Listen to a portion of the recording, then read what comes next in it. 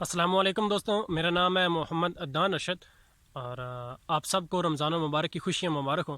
آج کی اس ویڈیو میں آپ کو بتاؤں گا کہ رمضان المبارک کے روزوں کی اہمیت کیا ہے۔ اسلام میں دو ایسے موقع ہیں جب اللہ تعالیٰ خود انسان کو جھنجھوڑ کے کہتا ہے کہ اے میرے بندے اٹھ اور میرے سے کچھ مانگ، اور یہ دونوں ایسے موقع ہیں جن پر کوئی عبادت کرنے کی ضرورت نہیں ہوتی، صرف دعا کرنے کی ضرورت ہوتی ہے اور اللہ تعالیٰ انسان کی ہر دعا قبول کرتا ہے۔ پہلا موقع ہے 15 شعبان کا، جو اسی مہینے کی 15 شعبان ہے، جسے ہم شب قدر کہتے ہیں یا شب برات کہتے ہیں۔ یہ وہ رات ہے جب اللہ تعالیٰ آسمان دنیا، یہ جو آسمان ہمیں نظر آتا ہے، اس پر اللہ تعالیٰ کی ذات تشریف فرما ہوتی ہے اور انسان سے کہتی ہے کہ اے میرے بندے مجھ سے کچھ مانگ۔ اور وہ رات ایسی ہے جب انسان زیادہ تر تلاوت قرآن پاک میں یا نوافل پڑھنے میں یا ساری رات جاگتے رہتے ہیں۔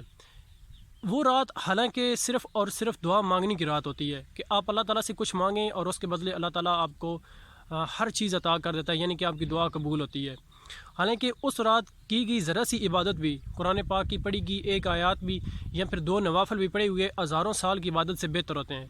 مگر اس رات سب سے زیادہ جو کرنے والا کام ہوتا ہے وہ یہ ہوتا ہے کہ آپ زیادہ سے زیادہ دعا مانگیں۔ اگر آپ ایک بار بھی سبحان اللہ کہیں یا 2 رکعت نفل پڑھیں تو اس کے بعد آپ گھنٹوں دعا مانگیں، تاکہ وہ رات ہی دعا کی ہے اور آپ کی دعا قبول ہو۔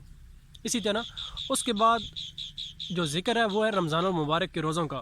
اس کے بارے میں اللہ تعالیٰ قرآن پاک میں فرماتے ہیں، زیادہ تر اس کا ذکر سورۃ بقرہ میں آتا ہے کہ اے میرے بندے کہ تو میرے لیے روزہ رکھ اور اس کا اجر میں تمہیں دوں گا، یعنی کہ اس کا جو اجر ہے، اس کا جو ریوارڈ ہے وہ پہلے سے ڈیفائن نہیں ہے کہ آپ کو اس کی 100 نیکیاں ملیں گی، 1000 نیکیاں ملیں گی یا صرف آپ کو جنت ملے گی۔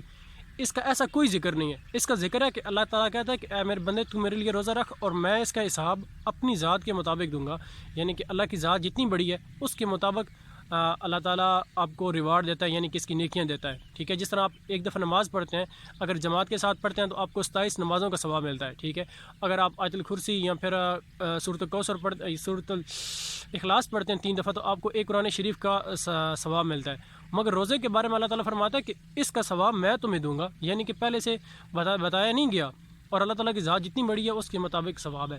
تو کہنے کی بات یہ ہے کہ 2 موقعوں پر اللہ تعالیٰ انسان کو کہتا ہے کہ یہ عبادت میرے لیے ہے اور تم مجھ سے جو کچھ مانگے گا میں اس کا ریوارڈ تمہیں دوں گا۔ تو دوستوں، ایک ہے 15 شعبان کی رات، ٹھیک ہے، جسے شب قدر کہتے ہیں، اور دوسری رات ہے جو دوسری عبادت ہے وہ ہے روزے کی عبادت۔ اور روزے کی عبادت یعنی کہ روزہ رکھنا کوئی بڑی بات نہیں ہے، اس میں صرف انسان کو 2 چیزوں سے منع فرمایا گیا ہے۔ ایک کہ تم نے کھانا نہیں کھانا، نہ کھانا نہ پینا ہے، اور دوسری بات کہ تم نے ہم بستری نہیں کرنی اپنی بیوی کے ساتھ۔ ٹھیک ہے، روزے کی حالت میں، روزے کے بعد اگر آپ چاہیں رات کو تو اپنی بیوی کے ساتھ ہم بستری کر سکتے ہیں۔ اور جہاں تک بات ہے باقی زنا کرنے کی یا پھر جھوٹ بولنے کی، تو وہ ایسے حکم ہے جو پہلے ہی اسلام میں منع ہے۔ زنا کرنے سے منع کیا گیا ہے، جھوٹ بولنے سے منع کیا گیا ہے۔ ٹھیک ہے، اور روزے میں یہ نہیں آپ کو کہا گیا کہ آپ نماز پڑھیں، نماز تو آپ نے ویسے بھی پڑھنی ہوتی ہے۔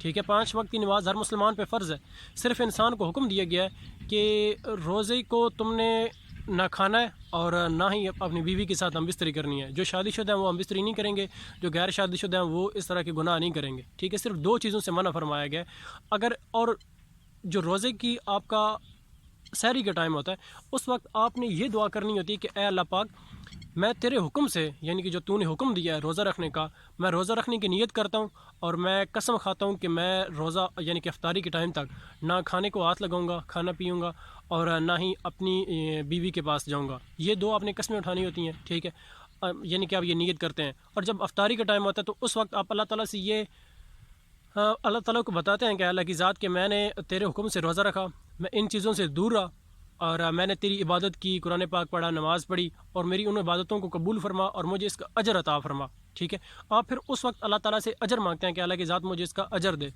تو آپ کو سمجھ آ گیا ہوگا کہ میں کیا کہنا چاہ رہا ہوں۔ ٹھیک ہے، جب افطاری کا ٹائم ہوتا ہے تو اس وقت آپ اللہ سے جو بھی اجر مانگتے ہیں، جو بھی دعا مانگتے ہیں، وہ آپ کی قبول ہوتی ہے۔ تو روزے کی فضیلت یہی ہے کہ آپ روزہ رکھیں، اور جب افطاری کا ٹائم ہو تو آپ اللہ سے دعا کریں۔ دن میں آپ چاہیں سوئیں، کھیلیں، کودیں، جو کچھ مرضی کریں۔ ٹھیک ہے، 2 چیزوں سے منع رہیں، اور باقی نماز جو آپ پر فرض ہے وہ آپ نے پڑھنی، اور جو تلاوت قرآن پاک ہے وہ آپ نے کرنی ہے۔